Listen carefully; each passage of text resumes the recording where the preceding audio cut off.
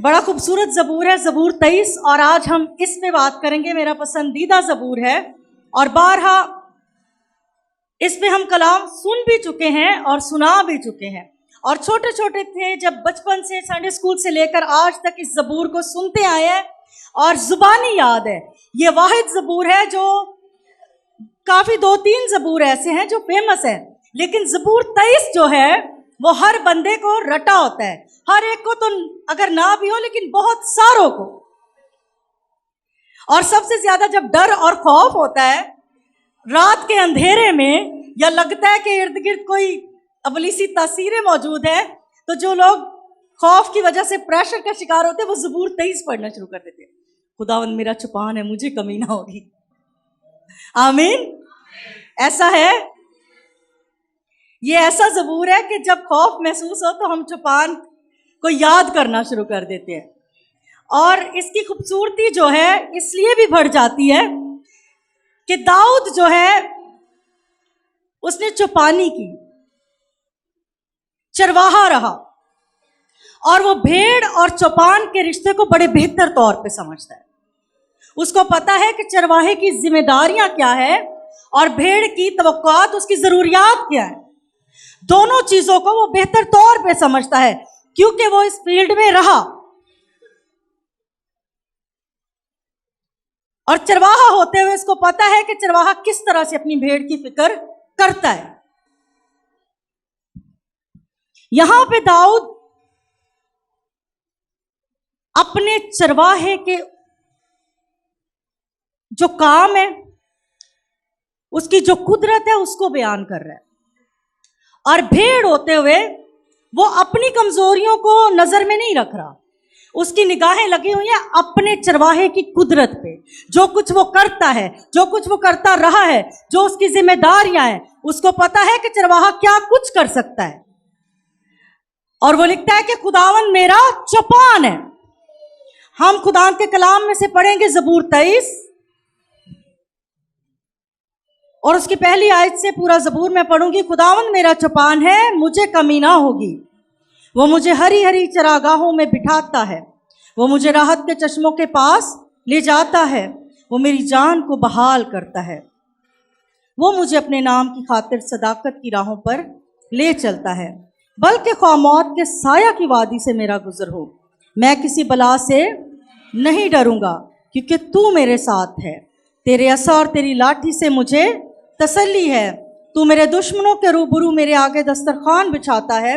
तूने मेरे सर पर तेल मला है, मेरा प्याला लबरेज होता है। यकीनन भलाई और रहमत उम्र भर मेरे साथ साथ रहेंगी, और मैं हमेशा खुदा के घर में सकूनत करूंगा। आमीन, आमीन, आमीन। अपने चौपान के लिए जोरदार तालियां। Praise God, hallelujah. भेड़ होते हुए दाऊद में भी यहां पे हमें सिखा रहा है कि भेड़ होते हुए हमारी निगाहें हमेशा चरवाहे पे होनी चाहिए। भेड़ होते हुए हमारी निगाहें अपनी कमजोरियों पर नहीं बल्कि चरवाहे की ताकत पे होनी चाहिए। और जब हम भेड़ होते हुए अपनी कमजोरियों पे निगाह करते हैं कि मैं तो ये नहीं कर सकता, मैं तो ऐसा नहीं कर सकता, मैं तो ऐसा कर ही नहीं सकता, तो हम जो है मजीद खराबियों में जाते हैं। लेकिन भेड़ की एक खासियत है, वो अपने आप को पूरे तौर पे चरवाहे के ताबे कर देती है, और अगर कहीं गलती हो भी जाए तो उसकी निगाहें अपने चरवाहे पे लगी होती हैं। और दाऊद ने अपनी जिंदगी में साबित किया कि उसने हमेशा जब कभी उसको मुश्किल परेशानी का सामना हुआ तो उसने चरवाहे पे निगाहें मरकूज रखी। जब जाती जूलियत के सामने गया तो जाती जूलियत की ताकत, उसके कद पे, उसके जोर पे और उसकी ललकार पे गौर नहीं किया। उसको ये पता है कि मेरा चरवाहा कौन है, मेरा चौपान कौन है, और वो मेरी कितनी फिक्र करता है और मुझे किस तरह संभालता है। आमीन। और उसको फतह मिली। जब वो अपनी भेड़ों की निगरानी करता था तो शेर, रीछ से भेड़ों को बचाते बचाते अपनी कौम को जाती जूलियत से बचाया। आमीन। जो लोग खुदावंत को चौपान समझते हैं वो किसी जगह पे हारते नहीं हैं। इसीलिए उसने कहा कि खुदावंत मेरा चौपान है, मुझे कमी ना होगी। लेकिन बाज़ औक़ात हम ये ज़बूर बार बार पढ़ते तो हैं, लेकिन हमारी लाइफ में प्रैक्टिकली जब कोई मुश्किल आती है तो हमारी निगाहें चरवाहे पर नहीं बल्कि हमारी कमजोरियों पर लग जाती हैं। भेड़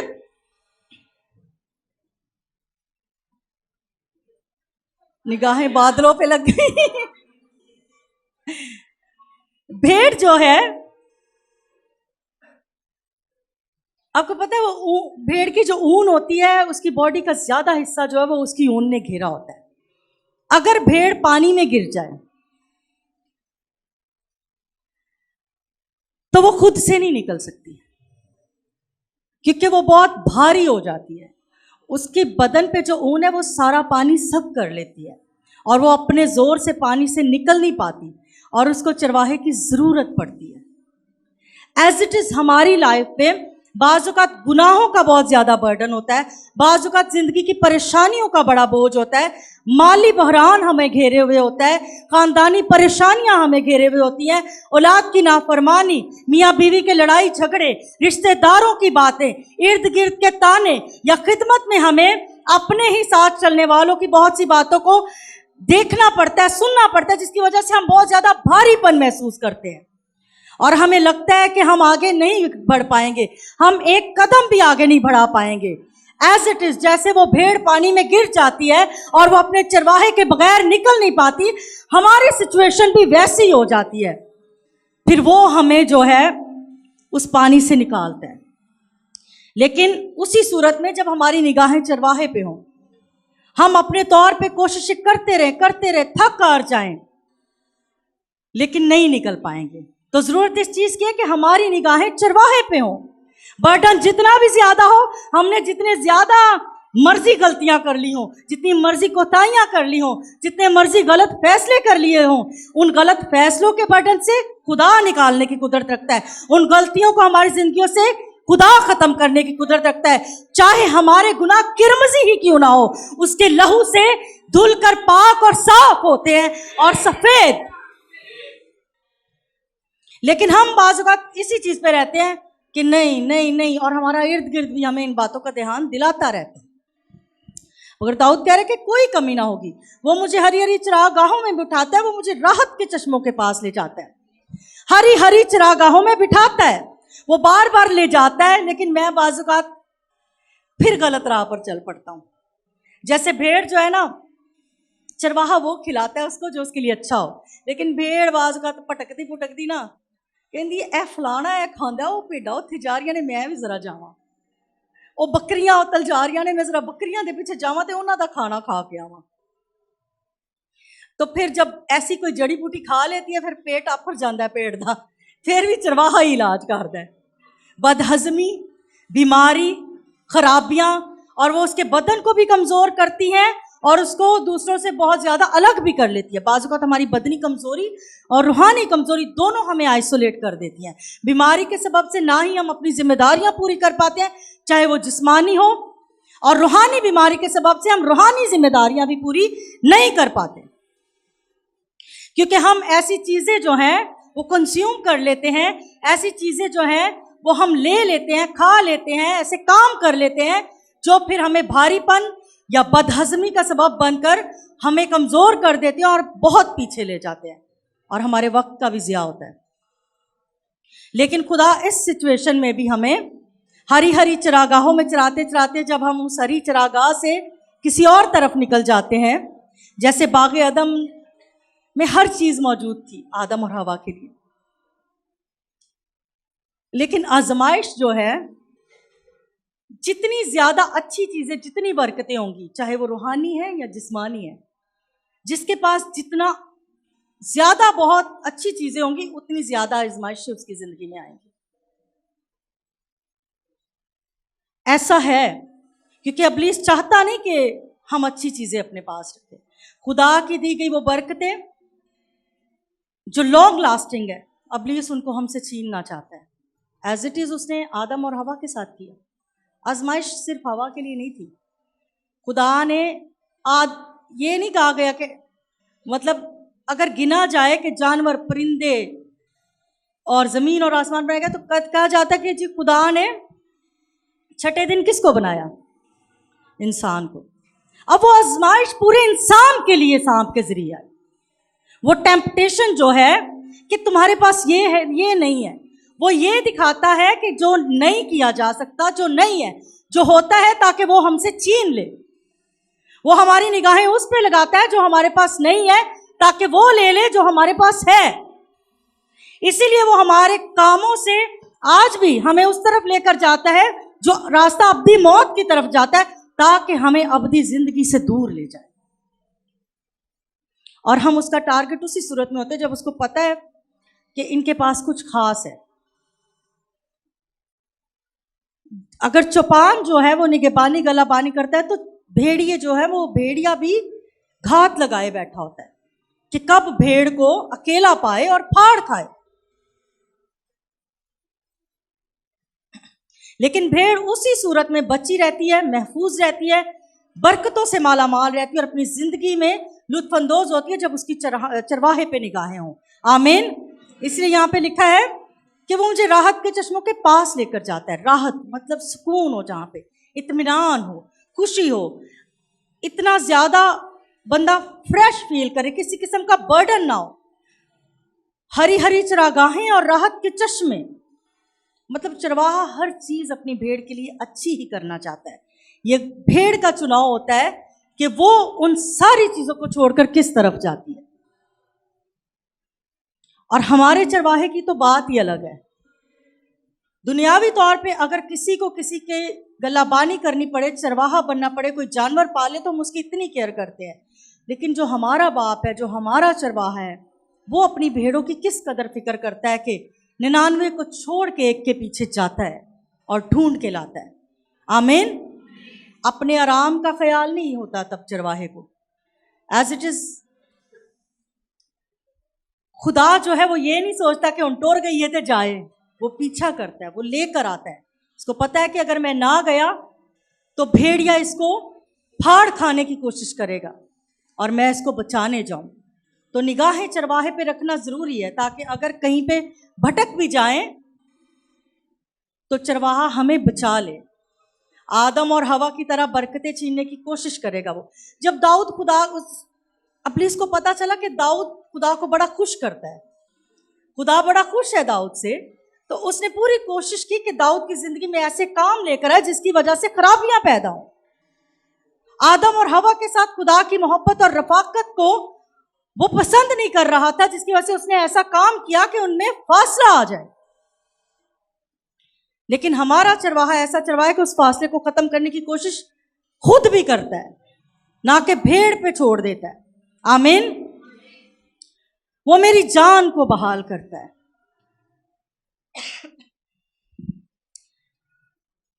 और जान जो है वही सब कुछ होती है इंसान के लिए। वो रूह और जान दोनों को बहाल करता है। आमीन। आमीन। एलिया जब थक हार कर, हिम्मत हार के छुप गया, तो खुदा ने उसको बहाल किया या नहीं? तकवीयत बख्शी। एज इट इज हम अपनी खिदमत में भी बाज़ थक हार कर, किसी भी मुश्किल परेशानी में आकर बाज़ अपनी खिदमत छोड़ने का इरादा कर देते हैं। वो जिम्मेदारियां जो खानदानी तौर पर है या कलीसियाई तौर पर है, हम कहते हैं हमारे साथ ये बड़ा मुश्किल हो रहा है, फलां शख्स मेरे पीछे पड़ गया, वो मेरी खिदमत के पीछे पड़ गया, वो मेरा मुखालिफ हो गया। खुदा मुखालिफ ना हो, बाकी जो मर्जी मुखालिफ होता रहे, कोई खिदमत रोक नहीं सकता। जो कोरियर या जो पार्सल मेरे नाम का है वो मेरे घर आके मैं नहीं होंगी तो वापस चला जाएगा, लेकिन जब मैं लूंगी तो मुझे ही मिलेगा। एज इट इज जो बरकत, जो खिदमत, जो मकाम खुदा ने आपके लिए और मेरे लिए रखा है, वो कोई और ले नहीं सकता, चाहे वो जितनी मर्जी बातें बना ले। तो किसी की बातों की वजह से, रवैयों की वजह से अपने चर्च को छोड़ना, अपने घर को छोड़ना, अपनी फैमिली को छोड़ना, ये एक गलत काम है।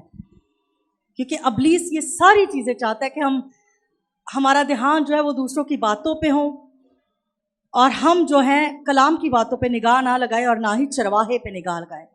अगर तो हमने चरवाहे की तरफ निगाह को रख लिया तो हम तो दाऊद की तरफ फतह पा जाएंगे और अब्लीस का सर कुचला जाएगा। लेकिन हम लोग बाज़ औक़ात आजमाइशें आती हैं, परेशानियां आती हैं तो कमज़ोर पड़ जाते हैं और उस वक्त हमें लगता है कि खुदा ने हमें छोड़ दिया है, लेकिन ऐसा नहीं है, ऐसा नहीं है। वो हमारी ज़रूरतों को पूरा करना भी नहीं छोड़ता और हमारा ख्याल रखना भी नहीं छोड़ता। वो अपने नाम की खातिर मुझे सदाकत की राहों पर ले चलता है। Praise God. सदाकत की राहें। खुदा सच्चा है और वो सच्चाई की तरफ ही हमें लेकर जाता है, और झूठों का बाप चाहता है कि हम सच्चाई से दूर रहें, सदाकत की राहों से बाज रहें और दूसरी राह पर चल पड़े। अपने नाम की खातिर मुझे सदाकत की राहों पर ले चलता है, वो चलता है। ये इसमें भी हमारी लियाकत नहीं है, वो चरवाहा ही है जो हमें लेकर चलता है। इसमें हम ये नहीं कहेंगे कि भाई मैं बड़ी जुर्रत करके और बड़ा जोर मार के और ये सब करके मैं चल पड़ा हूं खुदा की राह पे। अपने नाम की खातिर वो हमें लेकर चलता है। इंसान अपने दिल में इरादा बनाता है, लेकिन इंसान की राह को ठानता खुदा ही है कि उसको किस राह पे लेके चलना है। लेकिन बाज़ औक़ात हम यूना की तरह दूसरी तरफ चल पड़ते हैं, लेकिन फिर सुकून से नहीं, इधर उधर से हो के मुश्किलें परेशानियां।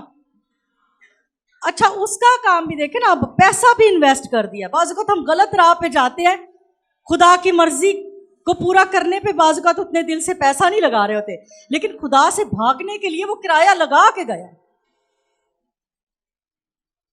टाइम भी फजूल गया, पैसा भी गया, वहां पे उसको मशकूक निगाहों से भी देखा गया, मछली के पेट में रहा, लेकिन आखिरकार जो काम उसने लेना था उसने लिया है। और जिस किसी को जिस प्लान के तहत जिस राह पे उसने अपने नाम की खातिर लेके जाना है वो उधर लेके जाएगा। लेकिन अगर हम कुछ ऐसे काम करेंगे तो थोड़ा डिले करवा देंगे, लेकिन खुदा ने जो प्लान हमारे लिए बनाया वो अपने नाम की खातिर उन प्लान्स को, उन खिदमतों को, उन बरकतों को हमारी जिंदगियों में जरूर पूरा करेगा। आमीन, आमीन। बल्कि ख्वाह मौत के साया की वादी से मेरा गुजरो, मैं किसी बला से नहीं डरूंगा। और वो मौत का साया ही था जब जाती जूलियत के सामने वो खड़ा था। कोई मुकाबला नहीं बन रहा था, बदनी ताकत को लेकर, एक्सपीरियंस को लेकर। और ऐसी सिचुएशन में प्रेशर ही बड़ा होता है इंसान पर कि उसके अंदर जितनी काबिलियत भी हो ना, उसके हाथ पैर कांपना शुरू हो जाते हैं अपने आप से किसी ज्यादा ताकतवर शख्स को देखकर। चाहे वो माली तौर पे किसी कमजोर शख्स का किसी माली पार्टी के साथ कोई झगड़ा वगड़ा हो जाए ना, तो उसको पता होता है कि मैं इसका मुकाबला नहीं कर पाऊंगा। बदनी ताकत के अलावा भी कि भाई पैसा है, पैसे के असर और रसूख से ये तो बहुत सारों को, अगर ये मेरे साथ बदनी तौर पे नहीं भी लड़ सकता तो इसके पास पैसा है। उस वक्त दाऊद जिस शख्स के सामने खड़ा था वो कदावर शख्स था, लेकिन दाऊद ने उसके कद पे निगाह नहीं की। मुझे लगता है कि जब जाती जूलियत सामने खड़ा था तो दाऊद जो है उसके सर पे जो है खुदा के चेहरे को देख रहा होगा, जो शेर बब्बर की मानिद उसको नजर आ रहा होगा कि मैं तेरे साथ हूं, ये जाती जूलियत कुछ नहीं है। तू मौत के साया की वादी में अपने आप को, जाती जूलियत का साया भी उसके ऊपर जितनी हाइट थी पड़ता ही होगा, तो वो मौत का साया ही फील होता होगा पूरी कौम को कि बस हुन दाऊद गया। उसके भाइयों ने कहा तू यहाँ क्या कर रहा है, वो जो थोड़ी सी भेड़ बकरियां तेरी हैं उन्होंने सांप सूंप लिया कि तू इतने करन की आए। लेकिन उसने भाइयों की बात पे भी निगाह नहीं की। अब जो शख्स 40 दिन तक जो है उसकी कौम को ललकारता रहा लगातार, उन 40 दिनों के उस विर्द पे भी उसने निगाह नहीं की कि ये बार बार एक ही बात को दोहरा रहा है और इब्लीस बार बार अपनी फतह को दोहराने की कोशिश करता है, हालांकि वो जानता है कि वो शिकस्त खोरदा है आज भी। उस वक्त की बात अलग, लेकिन आज तो हमारे यस्सु ने उसके सर को कुचल दिया है। वो आज भी आप पे ये जाहिर करेगा कि वो आज भी कुदरत कुवत रखता है, कुछ जोर रखता है, लेकिन हमें पता होना चाहिए कि वो हारा हुआ है। और मौत के साया की वादी मतलब साया, अगर मैं चल रही हूं तो मेरा जो शैडो है वो मेरे बदन जितनी पावर नहीं रखता, तो ये तो मौत का साया है, मौत खुद नहीं। मेरे यस्सु ने तो मौत नूं आप ही हरा दिता, साए दी की गल।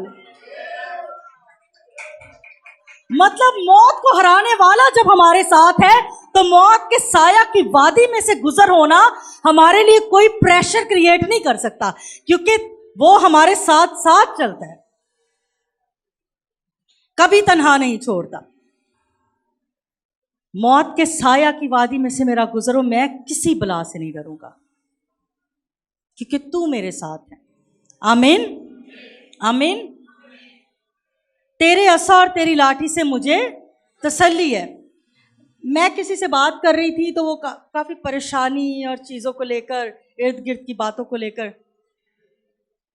तो बड़े टाइम से मैं काउंसलिंग करती हूँ। तो अभी जो है ना, वो मेरी बात हुई तो उन्होंने कहा कि मैं अब इत्मीनान में हूँ, मुझे पता भी होता है कि मेरे खिलाफ काफ़ी बातें हो रही हैं, काफ़ी चीज़ें हो रही हैं, लेकिन इस बार ना मेरे ऊपर इतना प्रेशर नहीं है, एंजाइटी नहीं फील हो रही, और मैं जो स्ट्रेस और दबाव फील नहीं इस टाइम मुझे हो रहा।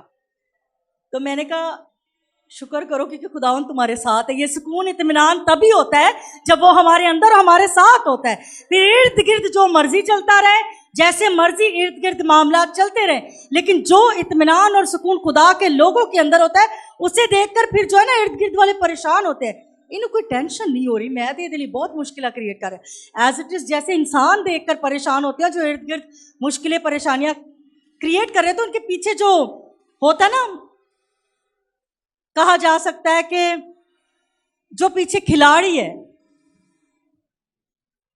जिसका पूरा माइंड जो है वो उस पर लगा है, जो पूरी स्कीम बनाता है हमारे लिए, तो जब वो लोग मायूस हो रहे होते हैं जिनको वो इस्तेमाल कर रहा है, तो उनसे ज्यादा उसका मुंह बन रहा होता है कि मैं तो इतनी कोशिश कर रहा हूं और इसके अंदर इतना इत्मीनान है, लेकिन उसको नहीं पता होता कि इस शख्स की निगाहें अपने चरवाहे, अपने चौपान पे लगी हुई हैं।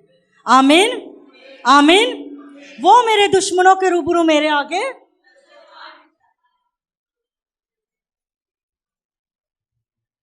वो मेरे दुश्मनों के रूबरू मेरे आगे, मतलब वो लोग जो ये समझते हो कि ये निकम्मा है, ये बहुत निकम्मी है, इसकी लाइफ में कोई मामला सेट नहीं होगा, इसकी लाइफ ऐसे ही चलती रहेगी, ये कभी खुदा के करीब नहीं जाएगा, इसका घर कभी तामीर नहीं होगा, इसके बेटे बेटियों की शादियां कभी नहीं होगी, इनको अच्छी जॉब नहीं कभी मिल सकेगी। तो ये सारे मामला जब लोग देख रहे होते हैं, अच्छा बाज़ औक़ात लोग ये सोच रहे होते हैं कि किसी शख्स की जो दुनियावी हालात है ना, उससे वो अंदाज़ा लगा रहे होते हैं कि पैसा कितना है, पढ़े लिखे कितने हैं इर्द गिर्द, और वो सारे मामला के हिसाब से लगा रहे होते हैं आइडिया कि नहीं ये लाइफ ऐसी रहेगी। ऐसे रहती है लाइफ, क्योंकि जब तक वो लोग खुदा के साथ ताल्लुक नहीं जोड़ते लाइफ वैसे ही रहती है, लेकिन जब ताल्लुक राब्ता खुदा के साथ, चौपान के साथ जुड़ता है, तो फिर उन्हीं लोगों के रूबरू जो चहमगोइयाँ करते हैं, जो कानों में बातें करते हैं, हमारी फतह और हमारे जो बरकतें हैं वो खुदा सामने दिखाता है। आमीन आमीन। शागिर्दों को लोग जब देखते थे ना यीशु के साथ, खुदा यीशु मसीह, जब पूरी दुनिया का एक प्लान है खुदा यीशु मसीह के जहन में, और चुन किनको रहा है जिनको लोग कुछ समझते नहीं, ते लोगों को होएगा वड्डिया वड्डिया गल्लां करदा ते नाल लै के किन्ना नूं टुरन दिया है। लेकिन वक्त आने पर जब खुदा यीशु मसीह के जी उठने के बाद वही शागिर्द जब उनके वसीला से बड़े बड़े मौजज़े हुए, तो वो लोग देख के कहते थे हाँ ये उसके साथ है, और आज इनके जरिए जो है बड़े बड़े मौजज़े और उससे भी बड़े काम हो रहे हैं। आमीन। तो वक्त के साथ चीजें साबित होती हैं। चरवाहे का जो हाथ हम पे होता है वो लोगों के सामने जाहिर होता है कि मैं साथ हूं। चरवाहे की कुदरत जो है वो जाहिर होती है कि मेरी कुदरत इनकी जिंदगी में काम करती है। चरवाहे की दी गई बरकतें भी हाईलाइट होना शुरू हो जाती है, लेकिन वक्त मुकर्ररा पर और दुश्मनों के रूबरू दस्तरखान लगने के बाद जो फीलिंग फिर इंसान को आती है, उसको पता होता है कि ये मुखालिफ है और इसने इतनी बातें की थी। आज इन्हीं के सामने मैं एक अच्छी जगह पर हूं, तो साबित होता है कि खुदा साथ है और उसने हाथ को बढ़ाया है। हालांकि वो दुश्मनों से पोशीदा रख के भी बरकतें दे सकता है ना, उन लोगों में वो आपको साबित करता है जो आपको निकम्मा समझते हैं, हकीर समझते हैं। दान के कलाम में लिखा कि उसने निकम्मों को, हकीरों को चुन लिया कि हकीमों को शर्मिंदा करे। बाज़-औक़ात हम अपनी दुनियावी बदनी ताकत और दुनियावी तौर पे जो है चीज़ों को देख रहे होते हैं कि ये नहीं है तो ये नहीं हो सकता, ऐसा नहीं है तो ऐसा नहीं हो सकता। लेकिन दाऊद ने जो है जाती जूलियत को जिस पत्थर से मारा, उसको ये भी नहीं था कि उस पत्थर में कोई खास पत्थर उसने चुना होगा। उसने जो चुना था वो खुदा की कुदरत और खुदा का साथ था, जिसकी वजह से वो जिस चीज को उसने लिया उस चीज को खुदा ने उसकी फतह के लिए इस्तेमाल किया। आमीन। एज इट इज हमारी लाइफ में भी चीजें जो भी हों, जैसे मूसा को खुदा ने पूछा कि तेरे हाथ में क्या है, उसने कहा मेरी लाठी है। उसी लाठी को जो मूसा ने नॉर्मल से कहा ये है मेरे पास, बस और कुछ नहीं, उसी लाठी के जरिए से मौजज़ात हुए दुश्मनों के रूबरू। दाऊद जो है वही दुश्मनों के रूबरू जाती जूलियत को हराने का सबब बना। और बाजू का दुश्मनी ये नहीं कि बड़े कोई इर्द गिर्द, वो भाई जो उसको समझते थे कि ये क्या लेने यहाँ आया, इसका तो कोई काम नहीं, उनके सामने खुदा ने दाऊद को इस्तेमाल किया कि जाती जूलियत को हराए। बाज़ औक़ात हम अपनी आइडेंटिटी भूल जाते हैं कि हमारे लिए खुदा के क्या वादे, और हम उन बातों पे ध्यान करते हैं जो लोग हमारे लिए कहें, जो हमारे माँ बाप बहन भाई अक्सर गुस्से में या हमें जोश दिलाने के लिए हमारे लिए अल्फाज कह लेते हैं, हम उनको अपने ऊपर जो है ना वो तारी करते जाते हैं और वैसे ही होते जाते हैं। लेकिन हमें निगाहें उस पर रखनी है कि खुदा ने मुझे ऐसा नहीं बनाया, खुदा मुझे कामयाबी बख्शेगा, मैं तब्दील होऊंगा, मेरी जिंदगी कामयाब होगी, मैं ऐसा नहीं रहूंगा। और समसून को आपको पता है, गधे के जबड़े की हड्डी से उसने इतने लोगों को मार गिराया। हम जैसा कोई होता तो कहते कोई कलाशन कोफ होए थे ये लोग की जेड़े ने फिर ही मरेंगे। लेकिन जो लोग जिन पे खुदा का हाथ होता है ना, वो जिस चीज को पकड़े खुदा उसको एक कारगर हथियार के तौर पे इस्तेमाल करवाता है। आमीन आमीन। जो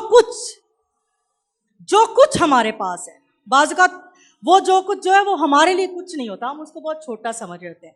लेकिन अगर खुदा हमारे साथ है तो खुदा उस छोटी चीज को बड़े तौर पे बड़े काम के लिए यूज करता है। आमीन आमीन।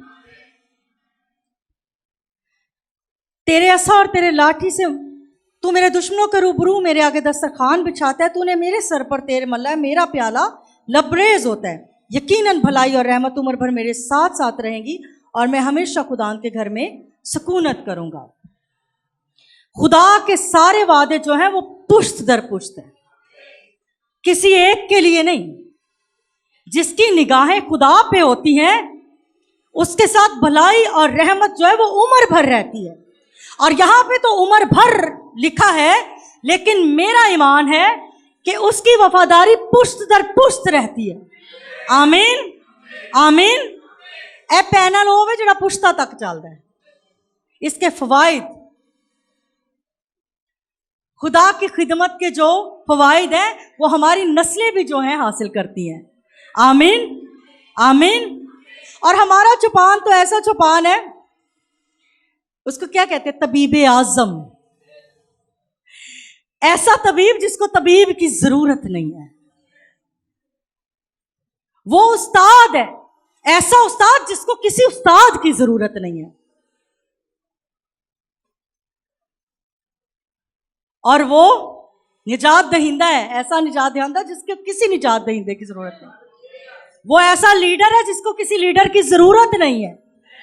वो ऐसा बचाने वाला है जिसको किसी बचाने वाले की जरूरत ही नहीं है। वो खुद में ही सब कुछ है, इसलिए वो कहते हैं मैं जो हूं सो हूं। और उसने अपने होने को साबित किया जब वो सलीब पे मरने के बाद तीसरे दिन मुर्दों में से जी उठा, और उसने साबित कर दिया कि मैं जो हूं मैं वही हूं, और मैं जो कहता हूं मैं वो करता हूं, और मैं वादों का सच्चा हूं। और वो अपनी हर बात को जो है इसीलिए दलेरी से करता रहा, क्योंकि सच्चा इंसान हमेशा दलेर होता है।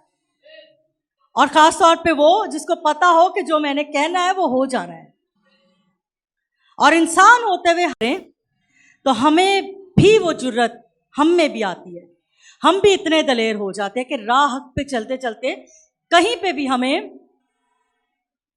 कोई बात करनी हो तो हम हाँ की जगह हाँ और ना की जगह ना, और अपने प्लान को दलेरी से जो है किसी के सामने रखते हैं। जिस तरह खुदा ने बाग़े अदन में इब्लीस को इब्लीस चोरी छुपे काम करता है हमेशा हमेशा, लेकिन खुदा ने वहां पे उसको वार्न कर दिया था। और एलानिया जंग कहा था कि मैं तेरे दरमियान और औरत के दरमियान और तेरी नस्ल और औरत की नस्ल के दरमियान अदावत डालूंगा। तेरे सर, वो तू उसकी एड़ी पे काटेगा, वो तेरे सर को कुचलेगा। अब खुदावंद यीशु मसीह के आने का भी बता दिया गया। तब से उसको फिक्र पड़ गई कि ये तो एलानिया जंग हो गई है, और वो जानता है कि खुदा जो कहता है वो करता है। आज हम जो है उन चीजों को भूल जाते हैं। इब्लीस जो है उसको पता कि इन्हें कह देता है तो मेरा सिर कुचलिया जाना ही है, इस तो पहला कि कोई सिर कुचलन वाला आए मैं सब नु खत्म करना शुरू कर दा। जो पैदा होता बच्चा, उसमें अगर उसको जरा सा भी शक होता तो वो उसके खिलाफ जो है ऐसे ऐसे काम शुरू कर देता। आदम की औलाद पैदा होने से लेकर उसको फिक्र हो गई होगी, इसीलिए तो दोनों भाइयों में अदावत डाली। उसको तब से ही फिक्र हो गई होगी कि हो सकता है ये हो। और जितने भी लोग जिनके लिए नबूवतें हुई, जिनके लिए खुदा का प्लान रहा, वो हर उस शख्स के खिलाफ रहा, उसको मारने की कोशिश करता रहा। लेकिन खुदा जिसको प्लान के तहत लेकर आता है, खुदा उसको कभी भी जो है इब्लीस के हाथों मरने नहीं देता। एज इट इज हमारी लाइफ में भी इब्लीस जितनी भी कोशिशें कर ले, लेकिन अगर हमारी निगाहें खुदा पर हैं, जिसने हमें भेजा है, जिसने हमें बनाया है, जिसने हमारी जिंदगी में एक चुनाव को रखा है, तो निगाहें अगर चरवाहे पर हैं तो भेड़िया हमारा कुछ बिगाड़ नहीं पाएगा। चरवाहा पहुंचता है और अपनी भेड़ को बचाता है। आमीन आमीन। हमारी भी कोशिश होनी चाहिए कि हमारी निगाहें जो है अपने चरवाहे पे मरकूज रहें, इर्द गिर्द चाहे जो मर्जी चलता रहे, लेकिन हमारी निगाहें चरवाहे पे मरकूज रहें, अपनी बरकतों पे रहें कि क्या क्या हमारे लिए है। अगर वो हमारे लिए कलाम में लिखा कि हम शाही कायनों का फिरका है तो हम हैं। अगर उसने कहा कि जाओ और तमाम कौमों में मुनादी करो तो हम कर सकते हैं। अगर उसने कहा कि माफ करो तो ये वो सारे काम नहीं है कि जो नहीं हो सकते। बाज़ वक़्त हमें लगता है यीशु मसीह माफ कर दिता सी, वो तो खुदा सी, मैं कोई खुदा नहीं हूं। उसने बदन में होते हुए, बदन में आने का मकसद ये कि बदन की तकलीफें, कमजोरियां जो हैं, उसके बावजूद वो हमें दिखाए कि हमें बदन में बदन रखते हुए हमें क्या क्या करना है और हम किन चीज़ों पे गालिब आ सकते हैं मसीह के होते हुए। बदनी तौर पे तो हम कमज़ोर होते हैं, लेकिन जब मसीह हम में होता है तो हम सारी अपनी एडिक्शन पे गालिब आ सकते हैं, अपनी सारी कमज़ोरियों पे गालिब आ सकते हैं। और वो कमज़ोरियां जो हमें लगता है कि हमें कमज़ोर करिए, लेकिन मसीह में होते हुए वो हमारे लिए फिर जोर बन जाती है। पौलुस रसूल कहता है, आमीन आमीन, मैं अपनी कमज़ोरी में जोर पाता हूँ। कमज़ोरी में वही जोर पाता है जिसकी निगाहें चरवाहे पर हो, जिसको चरवाहे के वादे याद हो, जिसको कलाम की बातें याद हो, जिसको पता हो कि मेरे पैदा होने का मकसद क्या है। मुझे तो उसने अपनी शक्ल और शबीह पे बनाया है, मैं तो बदसूरत हो ही नहीं सकता। मुझे तो उसने अपनी शक्ल और शबीह पे बनाया है। लेकिन बाज़ वक़्त हम छोटी छोटी चीज़ों, वो छोटी छोटी बातें होती है जो हमारे अंदर हमें बहुत ज़्यादा पीछे ले जाती हैं, अपनी ज़ाहिरी सूरत को लेकर, अपनी ज़ाहिरी ज़िंदगी को लेकर, और फिर हम दूसरों की ज़िंदगी पे निगाह करते जाते हैं और चरवाहे से हमारी निगाहें हटती जाती हैं। लेकिन कमज़ोर हम जितने भी हैं, हम नालायक हों, निकम्मे हों, लेकिन जब वो चुन लेता है, जब चरवाहा अपनी नज़रें करम करता है, तो वो हमें उन गंदे पानियों से निकाल कर राहत के चश्मों के पास ले जाता है फिर से। आमीन आमीन। गुनाहों की दलदल से निकाल के ले जाता है, दुनिया की सोचों फिक्रों से दूर लेकर जाता है। ऐ थके मांदे और बोझ के दबे लोगों, मेरे पास आओ, मैं तुम्हें आराम दूंगा। आमीन। लेकिन अगर खुदा से दूर हो जाएंगे तो इब्लीस मौका पाएगा, बदी जिंदगी में बढ़ती चली जाएगी। और इब्लीस को मौका ना देने का अगर खुदा ने एक हल बाइबल में बताया तो वो ये है कि अच्छी बातों को मजबूती से थामे रखो। अच्छी बातें वो जो कलाम की हैं, जो खुदा की मर्जी है। जब अच्छी चीज़ों को, अच्छी बातों को थामे रहेंगे, चरवाहे के करीब रहेंगे, तो फिर बदी नहीं करेंगे। और बदी के सबब से फिर इब्लीस मौका पाता है और हमारी ज़िंदगी में बहुत ज़्यादा नुकसान होता है, खराबियाँ आती हैं और शर्मिंदा भी हम होते हैं। खुदावंद आप सबको बरकत दे। आए हम सब अपने सरों को झुकाएं।